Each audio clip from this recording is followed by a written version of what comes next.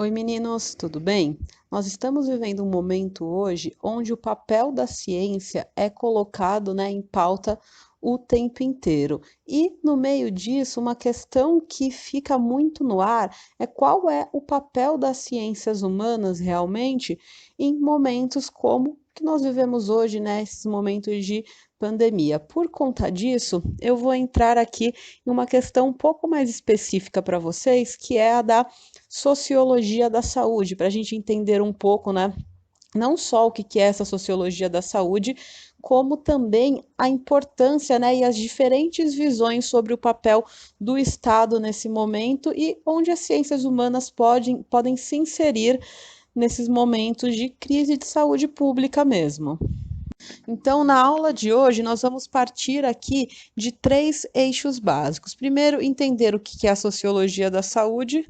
Depois nós vamos ver um pouco da relação entre o Estado, e a economia, para ver algumas visões sobre a participação do Estado, e o papel de intervenção ou não do Estado na economia, que é uma coisa que afeta bastante as políticas de saúde pública.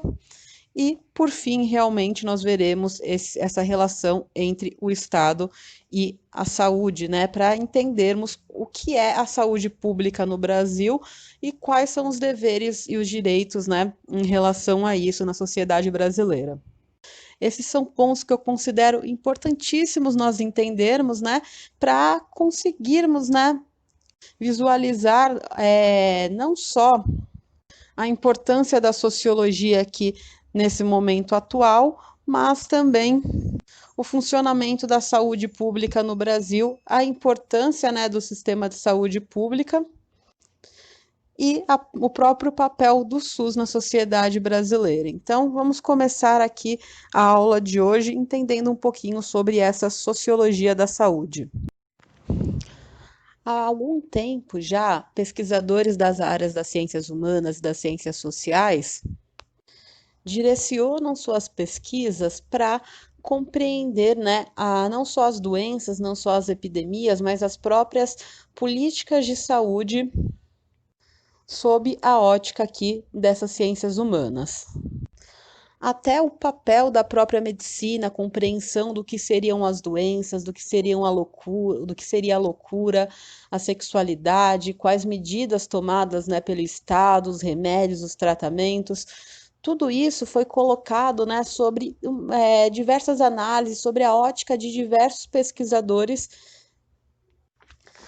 das humanidades. Então, nós temos já um longo trajeto de pesquisas nas ciências humanas e sociais em relação à saúde. Nós temos aqui, na verdade, um caminho aqui de mão dupla, onde alguns profissionais realmente da área da saúde passam, a tentar relacionar as doenças com alguns aspectos sociais e, por um outro lado, nós temos as ciências humanas e sociais, como a sociologia, que estão lá problematizando a relação, que a sociedade teria com o corpo, com a saúde, com a doença, com as formas de prevenção.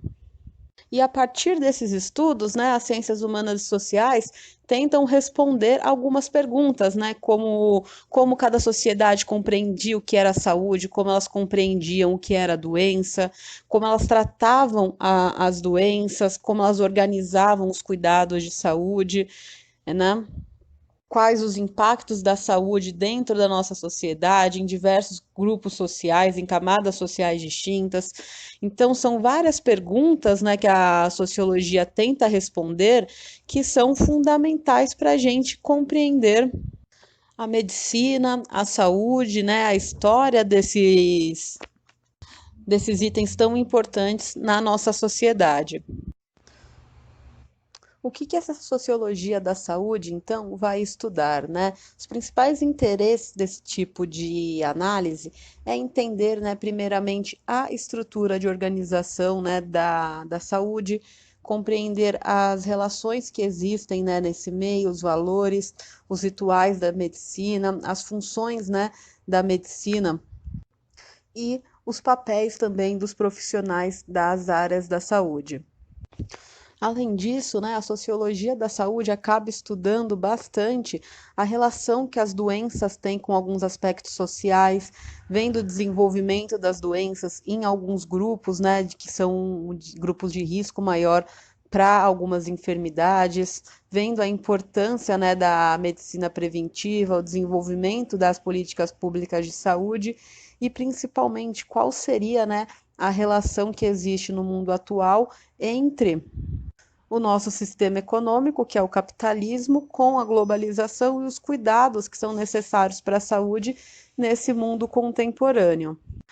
Então, são pontos que são fundamentais para nós compreendermos, né, o desenvolvimento, por exemplo, da pandemia que a gente vive no mundo atual, né? Nós podemos estudar como alguns grupos, né, sofrem uma maior vulnerabilidade, o desenvolvimento da doença, né, a importância do Estado nesse momento. Então, temos aí vários pontos que auxiliam, né, na compreensão do desenvolvimento dessa doença na nossa sociedade. São, então, estudos, né, que permitem compreender o comportamento dentro da área da saúde, compreender também as causas sociais da doença e até melhorar a eficiência, né, das políticas e das iniciativas governamentais em relação à saúde. São, né, medidas que permitem também que a gente veja a aderência a um tratamento dentro de um grupo, ou a eficiência de uma gestão, a promoção, né, dos sistemas de saúde, da educação também das pessoas em alguns grupos sociais, que permitem ver também os níveis de desigualdade, qual é a influência dessa desigualdade na saúde. Então, nós temos aí, né, uma série de pontos, como eu já falei para vocês, que são fundamentais, né, para o estudo dessas doenças e para as políticas de saúde pública. Aqui no Brasil, essa área da sociologia da saúde foi muito importante quando nós tivemos lá nos anos 50, anos 60, uma reformulação dentro dos departamentos de medicina preventiva, né? Que buscaram estruturar um sistema de universalização do acesso à saúde e entender também a atuação, né, em aspectos sociais que acabavam interferindo diretamente na saúde do país. Isso, né, acabou entrando até na Constituição Brasileira lá de 88, que coloca a saúde como um direito de todos e um dever do Estado, né, que é a base da formação do Sistema Único de Saúde, o SUS, aqui no Brasil.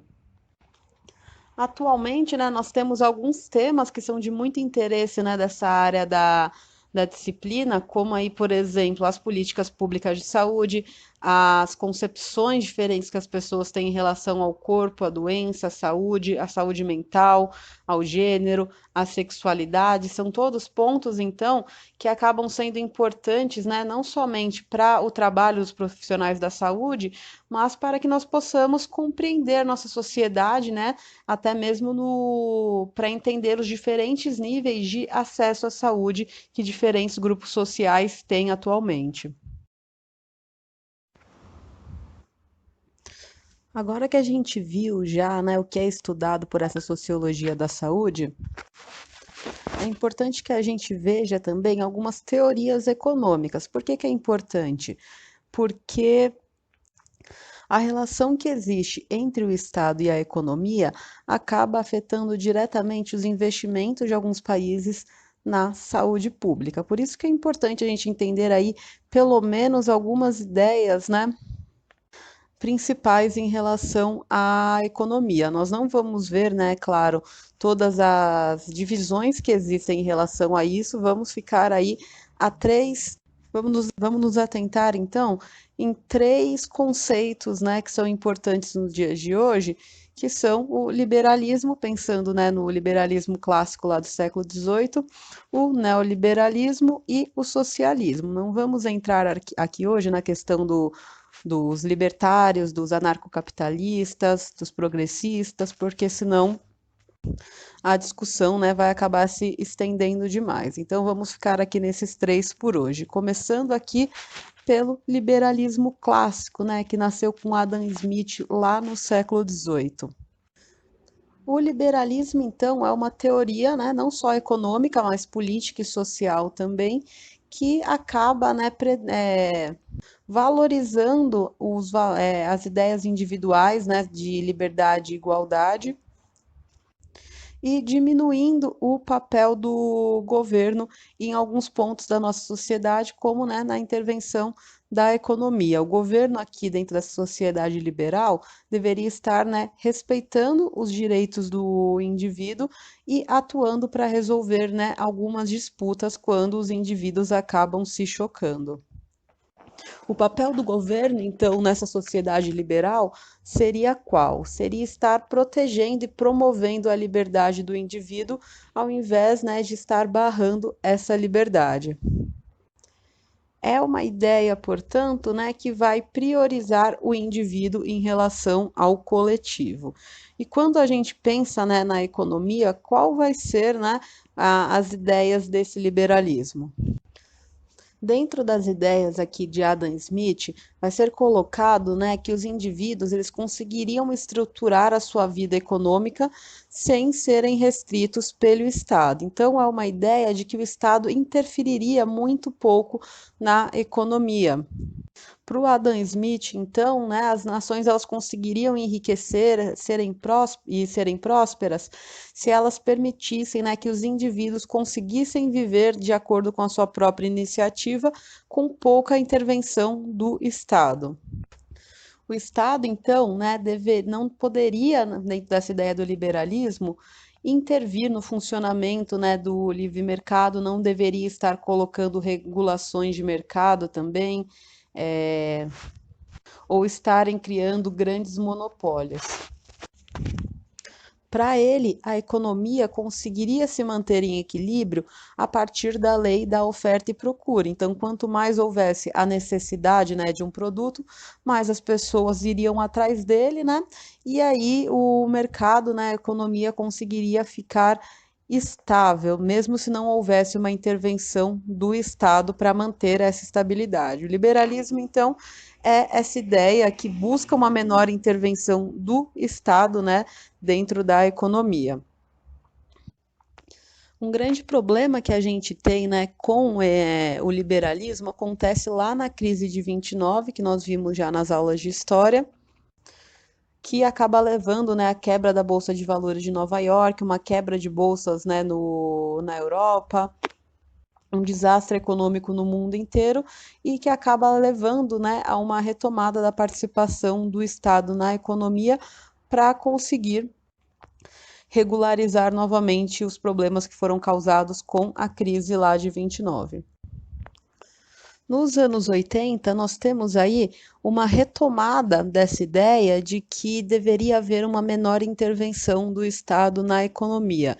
Então, com o nome de neoliberalismo, alguns governos passam a colocar, né, leis que vão revogar alguns direitos trabalhistas, que vão privatizar empresas estatais, que acabam estabilizando as moedas nesse processo e, né, que vão diminuir novamente a intervenção do Estado nas práticas econômicas. Um, né, dos presidentes que acaba colocando em vigência o neoliberalismo vai ser o Ronald Reagan, lá dos Estados Unidos. Né? O que ele vai fazer? Ele vai promover, né, uma série de cortes de impostos para estimular aí a expansão da economia.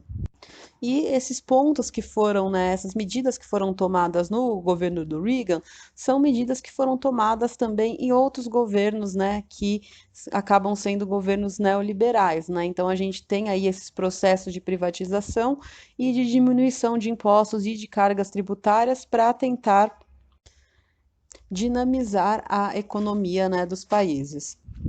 Nós vimos então, né,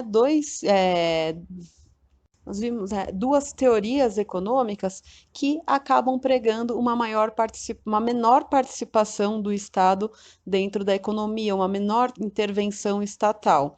Claro, né, que tem seus problemas, porque nós podemos ver, né, por exemplo, a crise de 29 ou depois da crise de 2008, que acontecem em momentos onde o Estado não estava, né, interferindo tanto na economia, mas também há alguns desenvolvimentos notáveis em alguns países, né, que aconteceram por conta dessas medidas de menor intervenção e diminuição de taxas, né, de tributos, de impostos.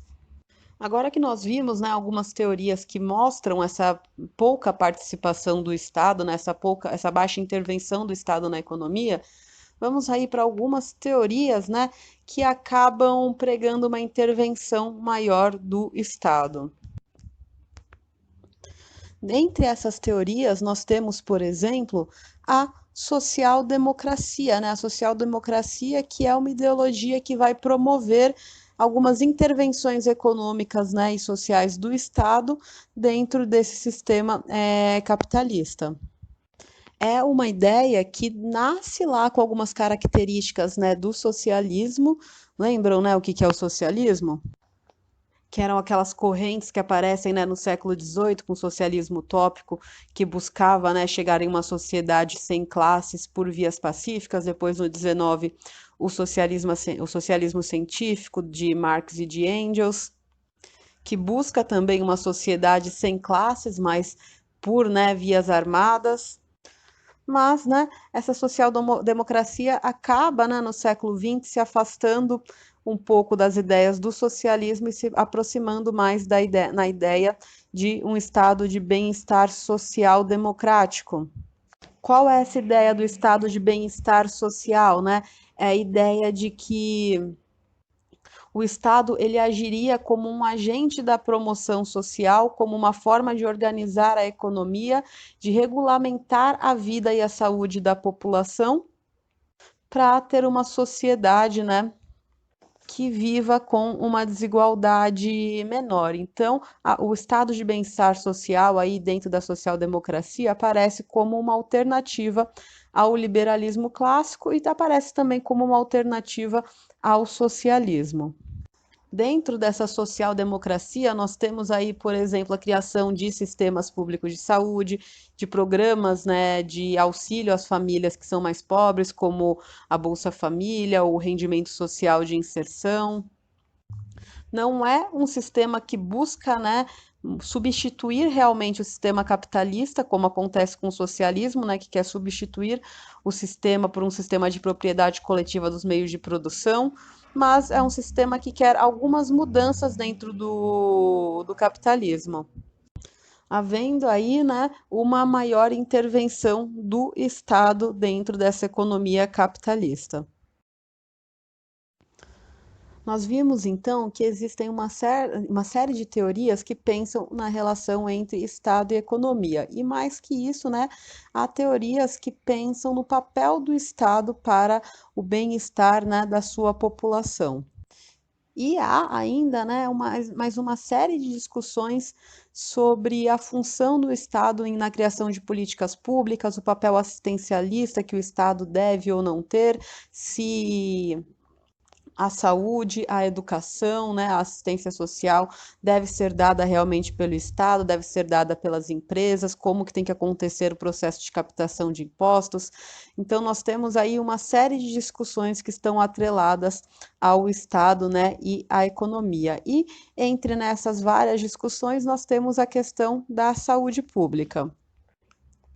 Como eu falei para vocês no começo da aula, na própria Constituição brasileira, é colocado que a saúde é um dever do Estado. E, né, até mesmo antes dessa nossa Constituição, voltando lá para a Primeira República, há uma série, né, de medidas onde o Estado acaba intervindo dentro do nosso território. Nós temos lá em 1904, por exemplo, a implantação de uma legislação sanitária, onde, né, o Estado estava lá fiscalizando a salubridade dos imóveis, da comercialização de alimentos, dos portos, das atividades médicas, farmacêuticas. Nós tivemos políticas também de vacinação. No começo do século XX ainda, né, lá em 1918, com a gripe espanhola, o Estado novamente toma uma série de medidas onde acaba, né, se mostrando um Estado mais centralizador para conseguir evitar os impactos muito negativos dessa epidemia. além, né, de no todo o decorrer do século XX terem sido criadas uma série de políticas de saúde pública, incluindo lá na nossa Constituição de 88, a lei que coloca, né, que a saúde é um dever do Estado, que acaba dando as bases para, né, a criação do SUS, como a gente conhece nos dias de hoje. Sobre esses sistemas de saúde, não vamos entrar na aula de agora, vamos ver na próxima aula, onde nós vamos pensar, né, nesses sistemas de saúde, vendo, claro, o SUS e alguns outros sistemas de saúde pública ou privada que a gente tem aí no mundo nos dias de hoje. Por hoje é isso, né? Nas próximas aulas nós continuaremos a ver sobre a saúde pública.